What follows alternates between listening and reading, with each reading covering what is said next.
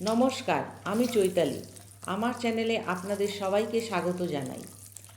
আজ আমি শেয়ার করছি ডিম সর্ষের ঝাল। প্রথমে একটা বাটিতে 3 টেবিল চামচ সর্ষের গুঁড়ো, হাফ চা চামচ হলুদ গুঁড়ো, হাফ চা চামচ কাশ্মীরি লাল লঙ্কার গুঁড়ো, হাফ চা চামচের কম ঝাল লঙ্কার গুঁড়ো আর প্রয়োজন মতন জল দিয়ে ভালোভাবে মসৃণ পেস্ট তৈরি করে নেব।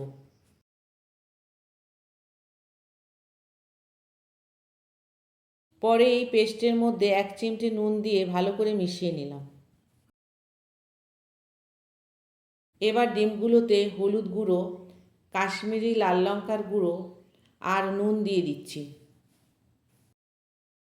এখন মাখিয়ে নিচ্ছি।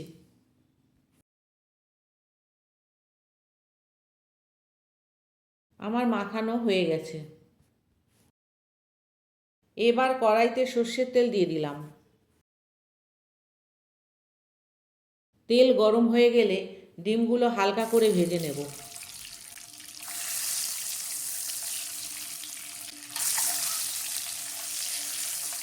ভাজা হয়ে গেছে, ডিমগুলো তুলে নিচ্ছি। ভাজার পর ডিমগুলোকে হাফ করে কেটে নিয়েছি। ওই তেলে 2 টেবিল চামচ পেঁয়াজ বাটা দিয়ে 1 মিনিট নেড়ে নেব।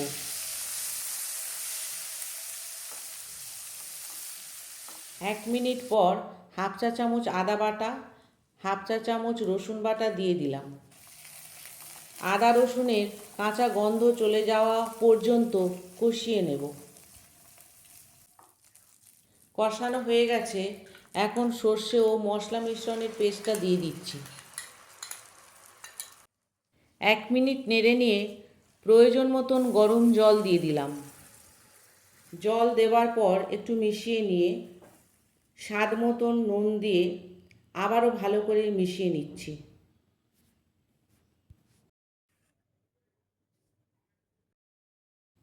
চেরা 2টো কাঁচা লঙ্কা দিয়ে হাফ করে রাখা ডিমগুলো ছেড়ে দিয়ে 3 মিনিট ঢাকা দিয়ে রান্না করব। 3 মিনিট পর ঢাকা খুলে ডিমগুলোকে উল্টে দিয়ে আবার 1 মিনিটের জন্য ঢাকা দিয়ে রান্না করব।